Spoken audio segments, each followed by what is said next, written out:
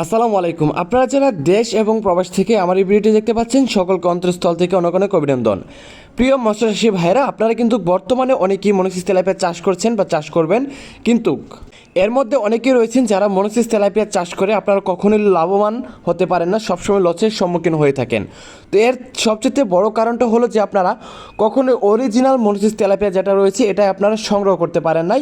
আরেকটা কারণ হলো যে আপনার বড় জাতের বুট থেকে মাছের পোনা সংগ্রহ করা হয়েছে, এরকম পোনাই আপনারা সিলেকশন করতে পারেন নাই। তো মাছ চাষি ভাইরা দেখেন, জাত যদি কখনো ভালো না হয় তাহলে ওই জাতের ফলন কখনোই ভালো আসবে না। তো মাছ চাষি ভাইরা, আপনারা যে মাছটা ক্রয় করছেন এটার কি বিষয়ে সব কিছু জেনে নিয়েছেন? অর্থাৎ এই মাছটার ব্রুট মাছ কেমন, বা বাবা মাছ বা মা মাছ কেমন রয়েছে, বা এই মাছটা কি আসলে 28 দিন হরমোন কমপ্লিট করানো? তো এই প্রশ্নই কিন্তু আজকে আপনাদের সামনে ভিডিও নিয়ে আসলাম আমি। তো আপনারা দেখেন, আমাদের হ্যাচারিতে যে মনোসিস তেলাপিয়াগুলো উৎপাদন হয়, আমরা কিন্তু এরকম হাপার ভিতরে রেখে খাদ্যের সাথে আপনার হরমোনটা, আমরা কিন্তু সাধারণত আপনার ফিলিপিয়ান জাতের হরমোন যেটা আছে এটা খাওয়ানোর ফলে কিন্তু আপনার এই মাছটা আপনার পুরুষ রূপে কনভার্ট হয়ে যায়। তো অর্থাৎ দেখা গেছে যে আপনার মনোসিস তেলাপিয়া হিসাবে রূপান্তরিত হয়।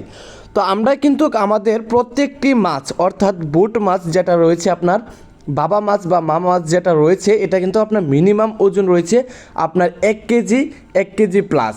অর্থাৎ আপনি যদি 4 মাস চাষ করেন সেক্ষেত্রে কিন্তু আপনার প্রতিটি মাছের ওজন আসবে আপনার 700 থেকে 800 গ্রাম। আর যদি আপনি 1 বছর চাষ করেন, অর্থাৎ এই তেলাপিয়া মাছগুলো যদি আপনি 1 বছর চাষ করেন সেক্ষেত্রে কিন্তু আপনার প্রতিটি মাছের ওজন আসবে আপনার 1 কেজি প্লাস।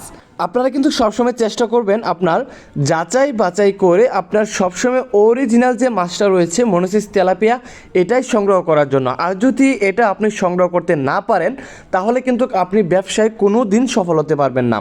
আরেকটা বিষয় হলো যে আপনার নতুন চাষিরা সবসময় যে ভুলটা করে থাকে, বা অনেক চাষিরা রয়েছে আপনার, এটাই কিন্তু আপনার অধিক লাভের আশায় কিন্তু আপনার পুকুরে অধিক ঘনত্বে মাছের পোনাগুলো পুকুরে মজুত করে ফেলে। তো এই ভুলটা কিন্তু কখনোই করা যাবে না। আপনারা মাছটা কিন্তু সবসময় চাষে দিতে হবে স্বাভাবিক ঘনত্বে। আপনি যদি পুকুরে অধিক ঘনত্বে মাছের পোনা মজুত করে ফেলেন সেক্ষেত্রে কিন্তু আপনার মাছের পোনা বড় হবে না, প্রথম কারণ। আরেকটা কারণ হলো আপনার একটা মাছ বড় আরেকটা মাছ ছোট থেকে যাবে। এর ফলে কি হবে? এর ফলে কিন্তু আপনি প্রতিটি মাছ একসাথে বাজারজাত করতে পারবেন না, আপনাকে আগে পিছিয়ে বাজারজাত করতে হবে। এই জন্য কিন্তু আপনি বাজারে একটা ভালো দাম পাবেন না।